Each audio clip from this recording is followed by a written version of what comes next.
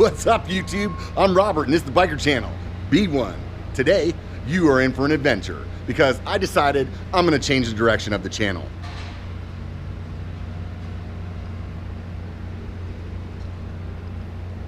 I mean, what seems to be the problem here? Welcome to the lifestyles of the rich and famous. Actually, there's something a little different going on here.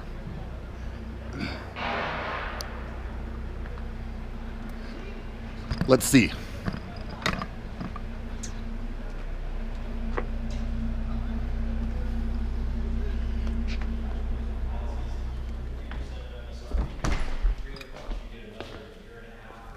Hey, how's it going, man? Hey, I'm Robert. I'm Scott. I'm the Scott. manager at Night Composites. Welcome to Night. Sweet. I didn't know I was going to come for the golf tournament, but I can see where the views are nice. Though. Yeah, no, we've actually arranged a match play with you and Tiger Woods later on. Oh, today, sweet. So we brought your clubs. Yeah, about that.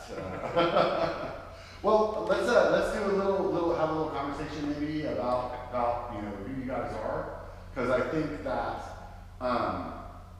that's probably one of the things that not a lot of people know.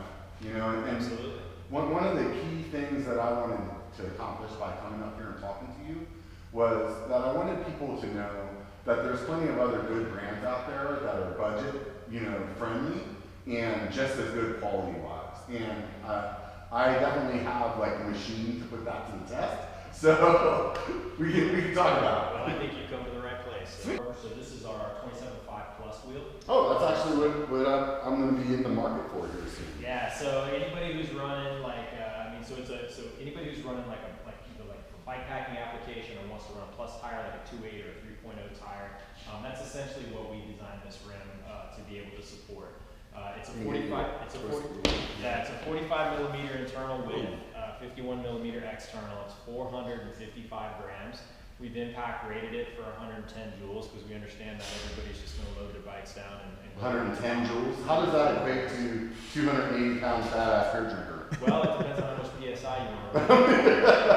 I mean, the biggest thing is that we custom tune all of our layups for all of our wheels on how we think the rider is going to use the wheel. So, we don't just use the same layup schedule for everything. So, a wheel like an enduro wheel that we know is going to be used with 5 or 6 inches of travel on suspension is going to have a little bit more stiffness and higher impact rating because we understand that as part of the system, you're going to be getting a lot of compliance actually in the suspension of the bike. Mm-hmm. But we incorporate some vibration dampening in there because we want you to be able to go do multiple runs at a place like Downeyville and not feel like your hands have gone to sleep halfway through your second run.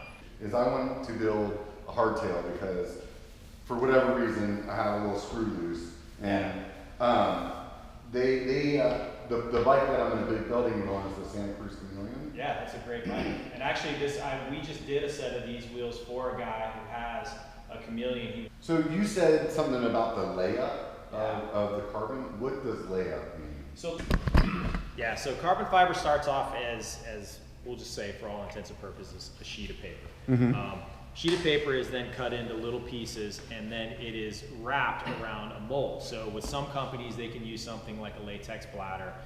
With us, we actually use something called expanded polystyrene. So if you look at the way bikes like Santa Cruz's, Pinarello, some of the more high-end bikes that are out there, they use this expanded polystyrene process. The acronym for it is EPS. And what that does is it's basically like you're laying your carbon fiber up. The layup schedule is actually done around something that's similar to a surfboard core. Mm-hmm. And what that does is it allows you to use less material. So it's kind of like almost like doing paper mache when you were a kid. It is, absolutely. And then you add epoxy and you add resin and stuff like that. And you put it into a tool and what's the difference? So what's the difference? I know what an epoxy is. Epoxy is like glue. Yep. So then what's the resin? So the resin allows the consolidation of the materials to be consistent. So you have something like high flow resin or high TG resin, you also have low flow resin. And so depending on how you want to tune the layup of your wheel for performance, that'll dictate what type of resin that you want to use. So that helps you with the bonding of the consolidated materials. That works in conjunction with both heat and pressure. So whether you're using a latex bag to get inflation like some other wheel companies use, or whether you're using an EPS mold like we do, it allows us to run a little bit higher multi-stage PSI through there without worrying about the bag bursting. So the mold, so if you find a company that's doing them with molding, that's a better wheel than the bag? Yeah, I mean, I think a lot of wheels can be strong. By using this process, we don't have voids. You'll look at some sections of wheels and you'll look at areas that have voids. So I can just point it. yeah, I mean, sometimes you'll look at a section of a wheel where you'll actually see little pinholes in these parts of the wheels. By using our process, by getting that better consolidation of materials, we don't have any voids in our wheels. And instead of having material that looks like it's kind of come loose on the inside, it's really, really smooth. And that's the biggest thing about our process. Plus, we don't need to overbuild the wheel to make it strong. So I don't have to use more material, because by having that higher consolidation of materials, I don't need to use as much of it to be able to build durability. I mean, this is our Enduro rim right here. Our Enduro rim is 440 grams, and it's impact rated for 130 joules. I mean, so what is a joule? That is.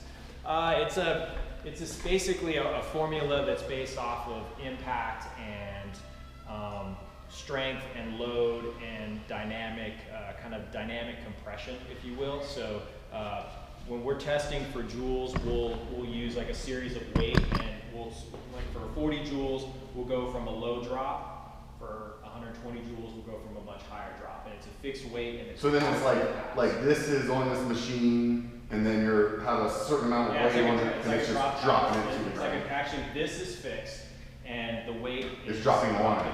Oh, so okay. think about it. I saw something like simulating hitting the ground. Oh no. Yeah. No, that's crazy. Yeah. I'll tell you one of the things that think about this. People race carbon fiber in Formula One, in downhill racing. Yeah. You should be able to take your carbon fiber and smack the ground with it. That was one of the things that I saw online with carbon wheels that really first impressed me. Is it doesn't matter. You don't juggle?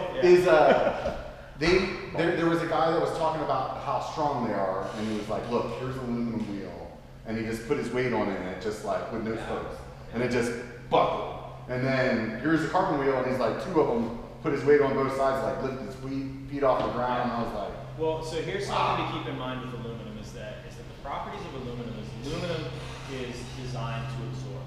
I mean, raise your hand if you haven't bent a wheel, and I'll introduce you to a new mountain biker. no, I'm just kidding. Yeah, I mean, aluminum, I'm sure that's a lot of this. Aluminum is designed so it absorbs and it bends when you put force into it. Carbon fiber deflects. It deflects it, so it's always trying to return to its original state. So that's what makes composite materials tend to be a bit more stiffer. If you overbuild them, then you end up with heavy vibration. That's why some people say that the ride of carbon fiber is kind of harsh. But from a performance standpoint, you actually have something that's stronger. Think about this. Next time you jump on a plane and you fly somewhere, chances are that the intakes on your aircraft engine are made with the same Toray T700 carbon fiber that wheel was made out of. So let's talk a little bit about who Knight is. Where did Knight come from? So Knight was founded by 3 people. So Jim File, who is here, and so Jim started Reynolds back in the 90s. So Reynolds Composites is a fairly well-known company. Yeah, I think I've heard of them. So, and Jim's company. Jim started that company? Yeah, Jim started that company, and so that company was kind of best known for being one of the first production carbon fiber forks that was on the market. They made a fork called the Uzo Pro. Uzo Pro was one of the pioneering forks to bring carbon fiber kind of to the road industry. And then the other partner is Beverly Lucas. So Beverly was at Felt Bikes for a long time, and then her and Jim were together at Edge Composites, which became Envy.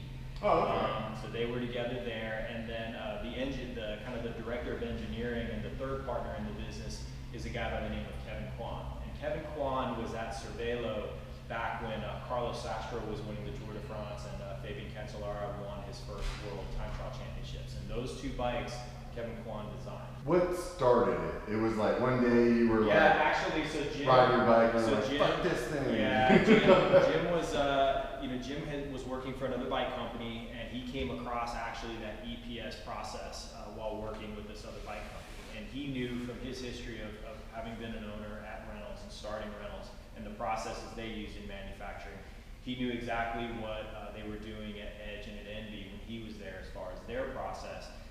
And anytime you're part of something that's successful, you kind of also know what maybe could be done better. Yeah, yeah. And he saw that using this expanded polystyrene process, that there was an opportunity to make a wheel that addressed some of the things that were maybe holding back global acceptance of carbon fiber as far as a wheel brand was concerned.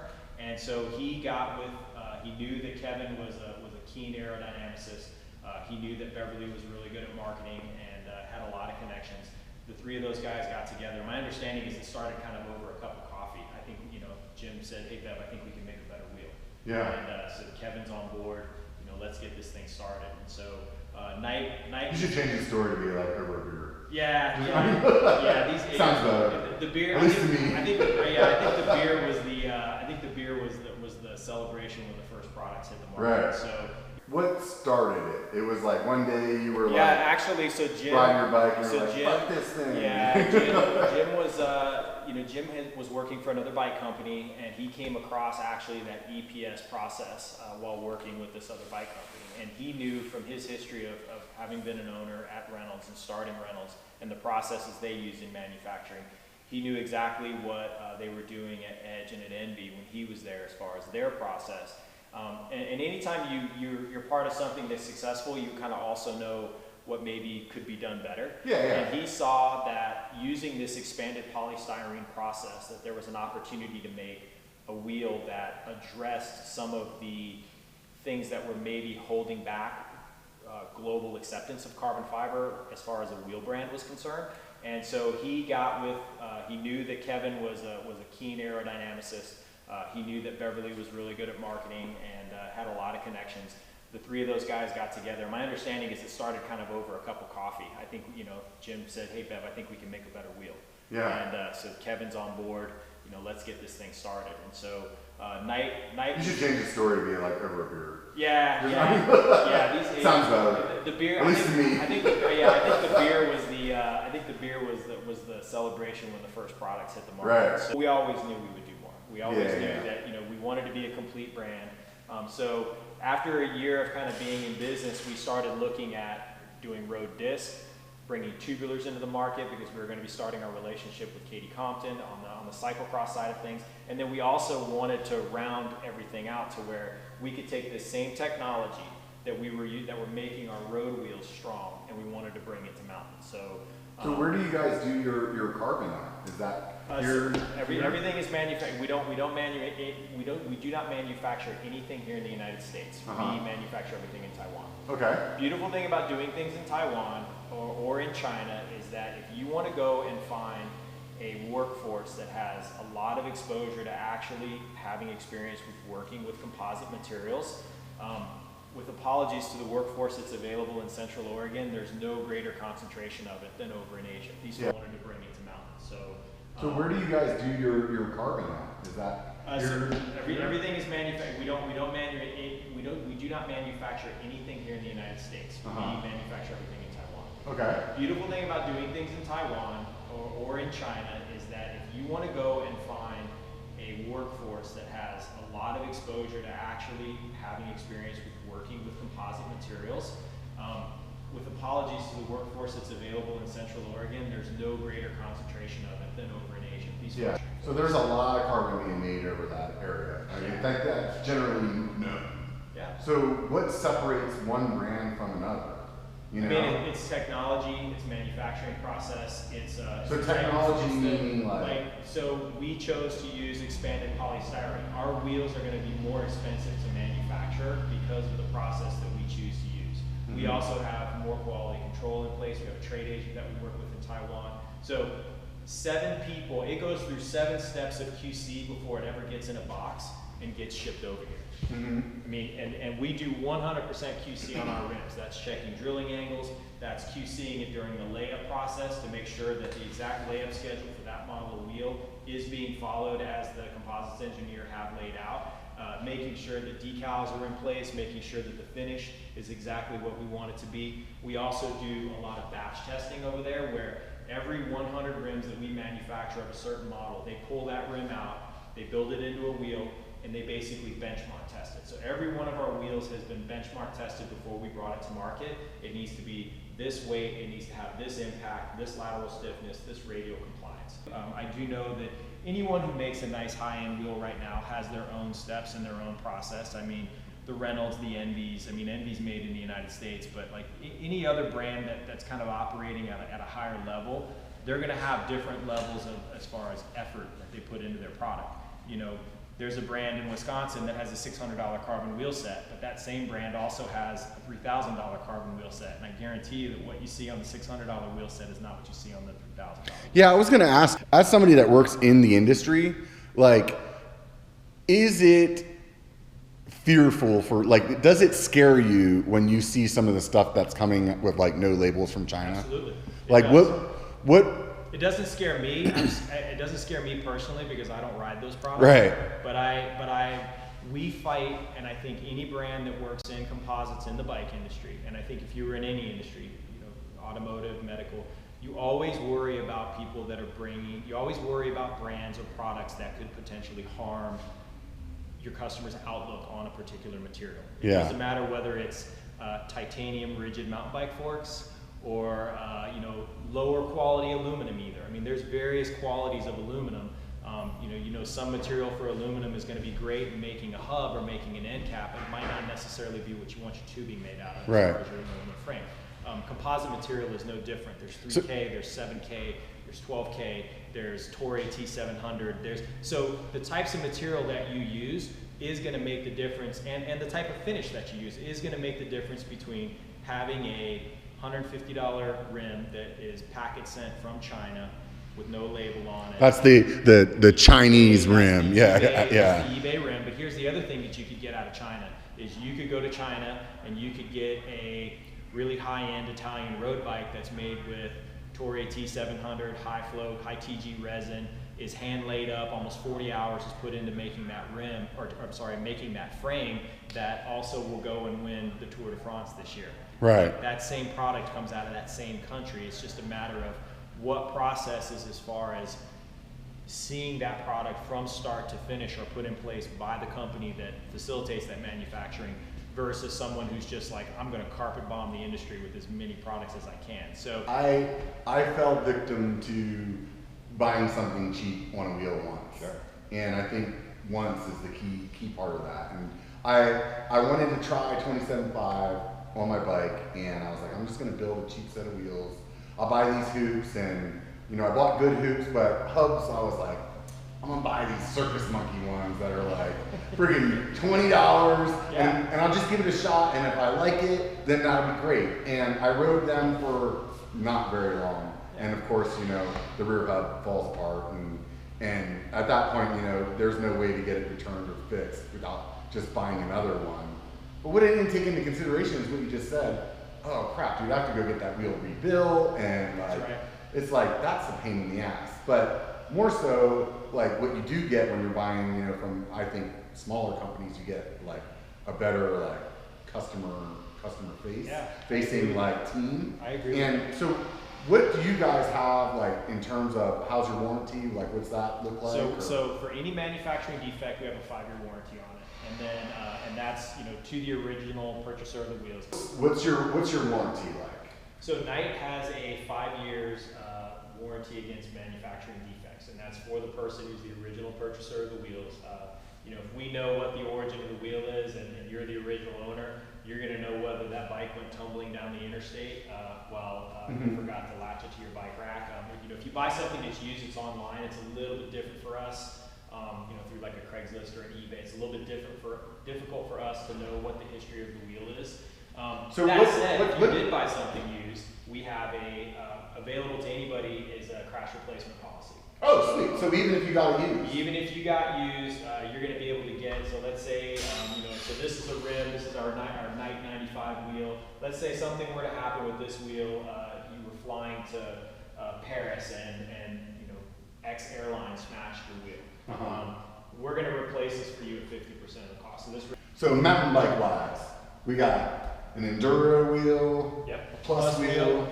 We've got our 29er race, which is kind of a mix between gravel and like this wheel won a World Cup at Lenzerheide last year with Annie Last. Annie got silver medal at Mountain Bike World, so you know she puts a 2.3 tire on here, races cross country, and then we have a trail wheel, which is also kind of the, you know, it's a 25 millimeter internal, so some gravel riders like to use this, some just kind of everyday mountain bikers like to use it. And then we do this wheel also in a 29-inch version, and then we also do this wheel in a 27.5 version. So, I mean, this is just for So what's the difference? 6. What's the difference between race, trail, enduro? Is it just weight? Weight and layup. So this wheel is designed to be, because it's a race wheel, it's very lightweight, so it's also designed to be fairly compliant while also having a bit more vibration dampening in it. So this is designed kind of for rigid bike, hardtail, high performance racing.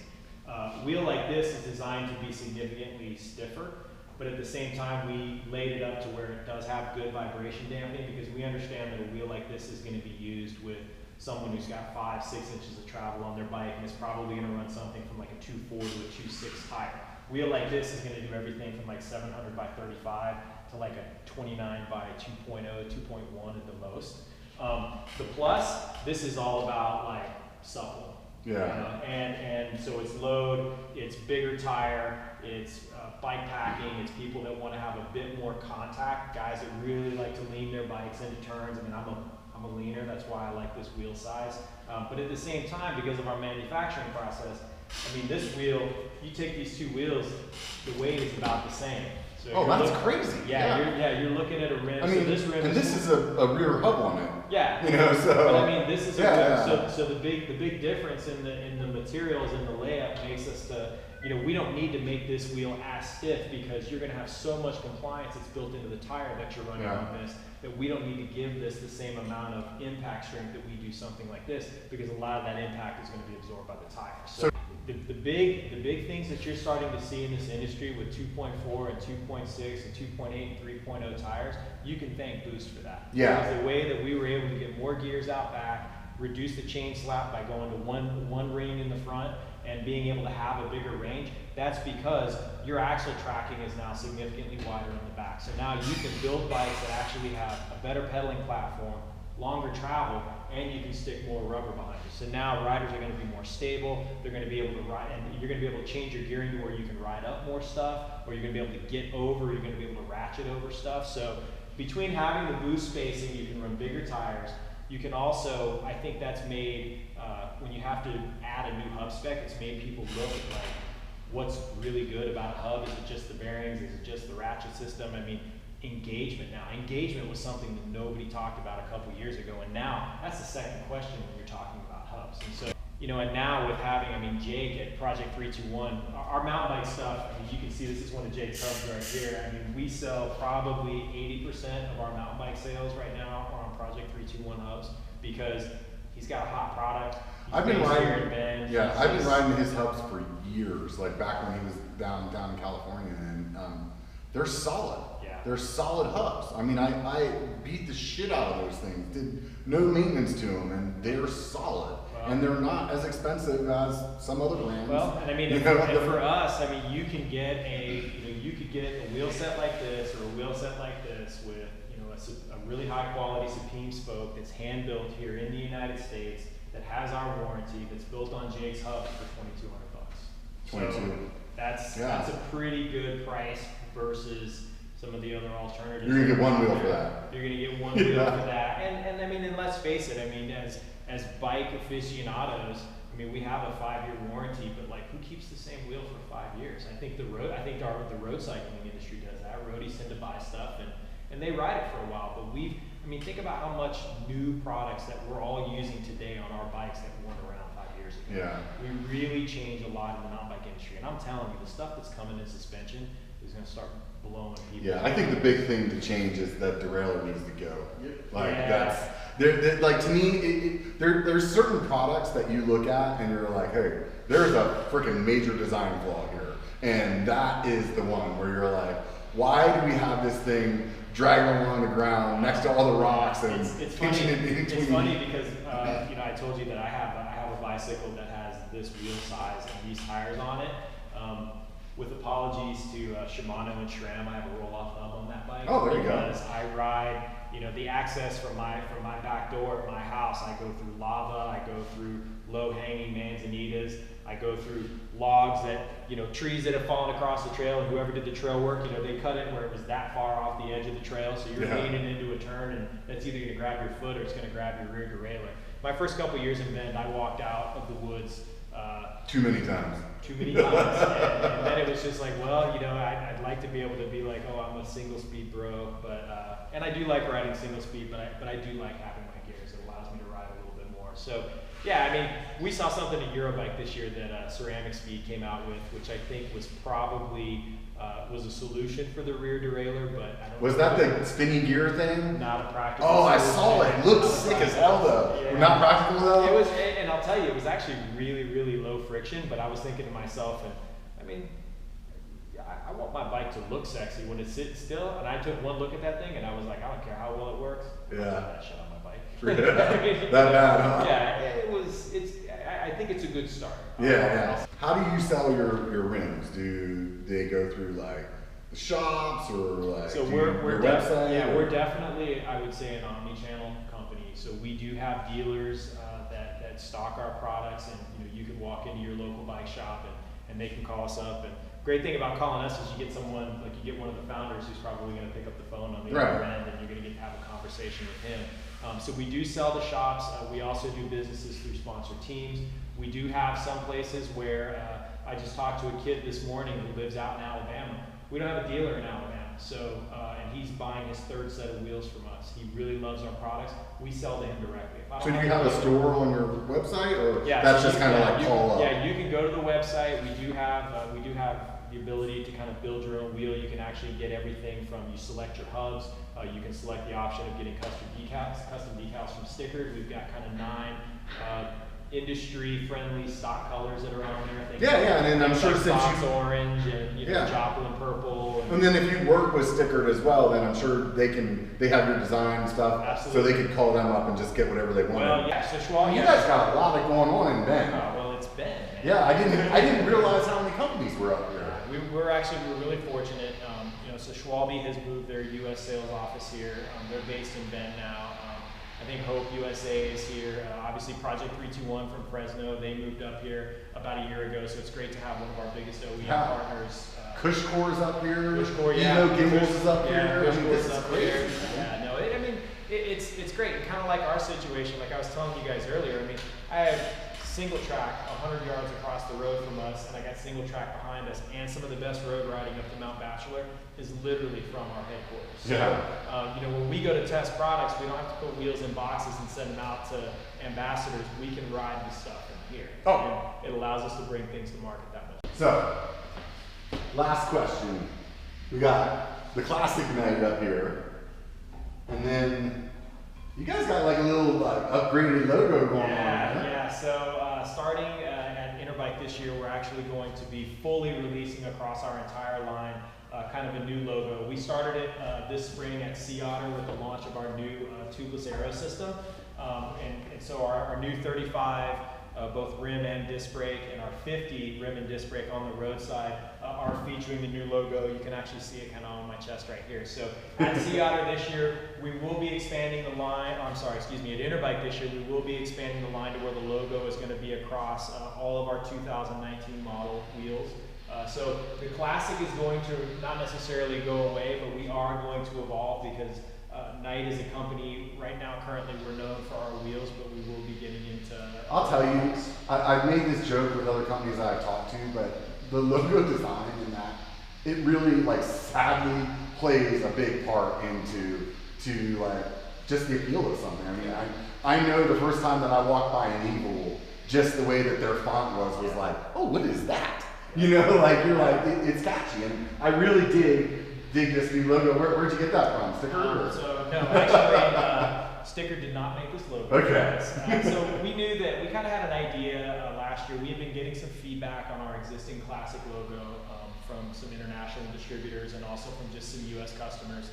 And we knew that This classic logo would not necessarily represent well on like the face plate of a stem or on a seat post. So we wanted to start looking for something that was going to be Wait a the minute. next evolution of Your stems and seat posts? Not yet. Oh. I think we just caught on to something. Yeah, we wanted to start looking at kind of the next evolution and have something that was going to be a little bit stronger. So we've got a strong team of kind of idea folks here at this company, and so we kind of came up with a general idea, but we really needed a true professional to kind of take a lot of our ideas and bring it around. And so we actually worked with a guy, Beverly, our CEO, has a connection over in the UK with someone who does a lot of work with Dolce & Gabbana and a few other high-end companies. And so wait a minute, so that bougie intro that I did on the golf course? Bougie intro on the So golf course. Dolce & Gabbana doing the logo too? Yeah, I mean, we drink our beer, we drink our coffee, but we definitely like our fashion. You guys started out with road bikes. I'm starting to see a pattern here. Yeah, now you start. Yeah, potential of how we can brand it. So there's a K in here too? Yeah, so the K is integrated into the shield. So,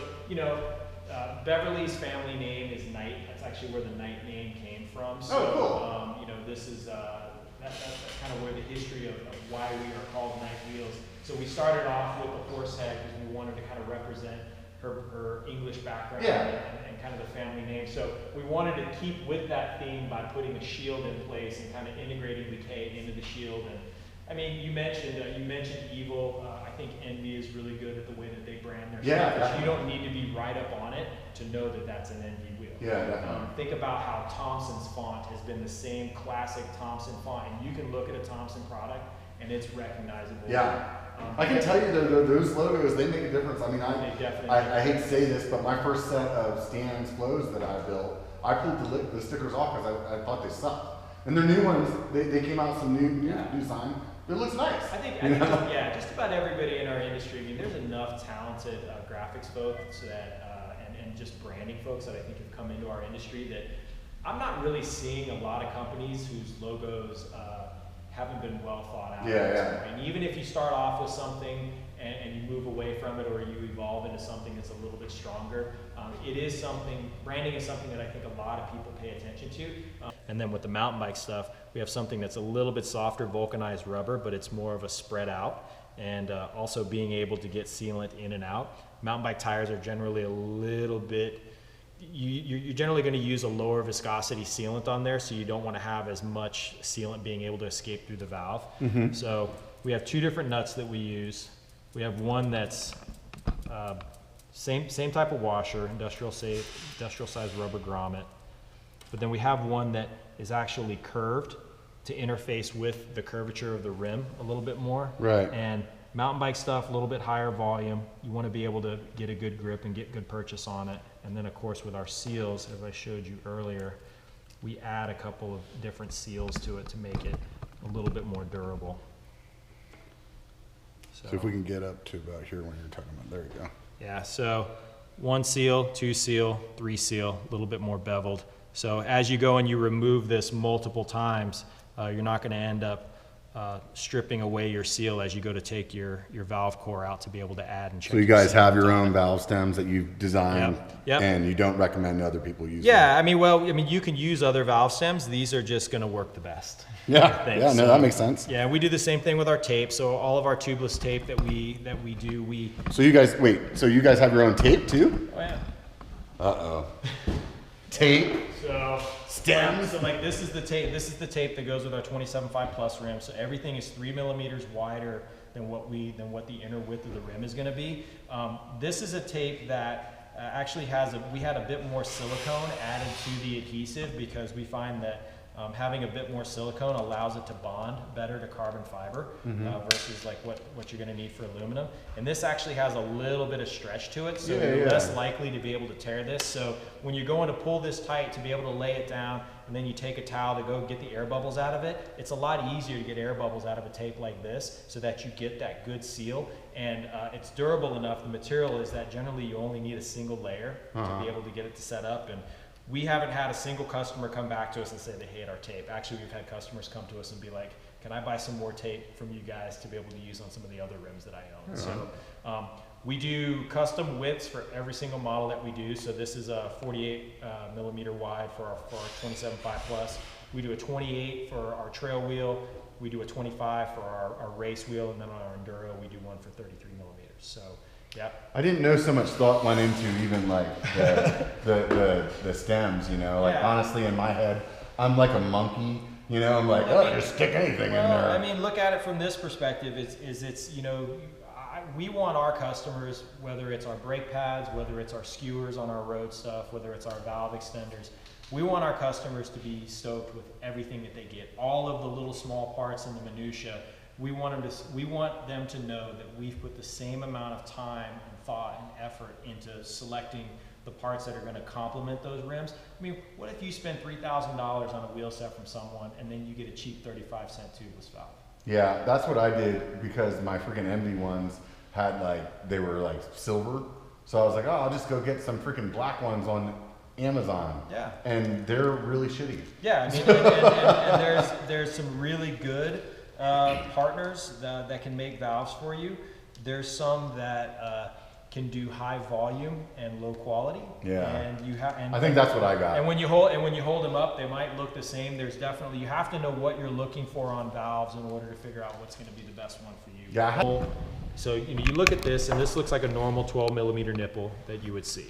A little darker than mine. But. Yeah, a little bit darker. So it just looks like a 12 standard millimeters. 12 That looks nipple. like something else I carry around. Okay. So this is a double square nipple. So this allows us that rather than use a traditional spoke key, which you could definitely still use on this to be able to service and true your wheels, we actually are able to assemble these wheels using basically an internal nipple key like this. So then you don't end up with the marring on the outside. So if a customer gets a brand new $2,200 wheel set, it's a hand-built wheel. But I remember hearing one customer, like some of the first wheels that we built, he was just like, oh man, great wheels, I love it. Bummer about the marks on the nipples. And I'm thinking to myself, fuck man, I just sent you a sweet wheel set and you're really harping on that? And I was like, okay, I have a solution for that. Yeah. We're gonna use Supreme's double square polyax nipple so that you can build it with say an that internal 10 key. times fast. Supreme's double square polyaxial nipple. Did I fucking say that? But then you could still true your wheel with a traditional key if this is what your shop has. So it's just it's killing two birds with one stone. It's just a small attention to detail thing that we think makes a difference in the finished product.